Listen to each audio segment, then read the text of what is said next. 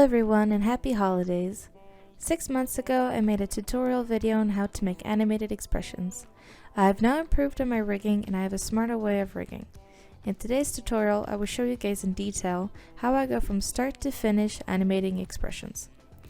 A heads up though, you will need separated parameters for toggling on these expressions. This is just a tutorial about the actual animating and their designated parameters. My model for today is Bino. She has a few expressions that have animated movement, as well as one fully animated one. If anyone wants a tutorial on any of these emotes in detail, write in the comments and I can fix another tutorial. These are the expressions she has. She has hood up, tail up, angry face with mouth toggles, blush face with mouth toggles, starry eyes, crying, dilated pupils, jacket off, and glasses off. I'd also like to give a quick shout out to RotusLotus, who fully explained this technique to me, so please go check out his work. His socials will be linked in the bio.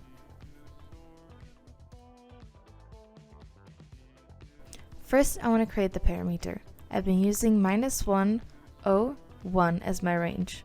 Once the parameter is created, I go back into editing the parameter by right-clicking and then choosing Edit Parameter. There should be a box where you can tick in where it says Repeat.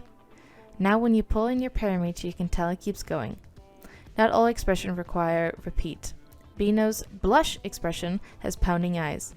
In that expression, the range goes from -1, 0, 1 without repeat. I will go into detail about this later. Now we want to actually make your assets move. Hierarchy-wise, when it comes to deformers, I like putting expression deformers highest up. Even with the changes, the movements under will look the same. This is, however, just how I like to do it, so it's what you think looks best that matters. When it comes to divisions and Bezier divisions, you create as many as you find you need. I naturally go by 20 × 20 and 2 × 3. This is just a personal preference.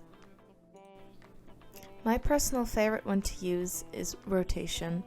But there are ups and downs to rotations. While rotations can make your work easier for you since there's a built-in scale and angle tab, it will however not work as well as a child in your hierarchy. I personally use rotations as a parent hierarchy. A tip I have when it comes to repeat keyframes is for when you do the keyframes, aka the green dots, I make the two last keyframes either the exact same or with 0 opacity. This is so I can as smoothly as possible make it blend in together. For regular parameters, I just add in the keyframes for how I want it to look. There isn't any direct need of precaution. Now we are actually going to animate. What I did for this model is I created one singular animation and added all the expressions needed keyframes. I made sure to not toggle the actual expression on in the final animation. Here's an example. If I were to add the toggle params onto the animation, you can tell that they all function together on the same idle animation. Make sure you delete the toggle parameters from the animation once you're done animating. I want the expressions to toggle on with the keybinds in my tracking program, not with my animation. When exporting, go to File, Export Motion File, and make sure you have the same settings as me, and then you save it into your Models folder. Make sure you have exported the wanted version of your model first. There's a chance your model will otherwise not recognize the new changes you made.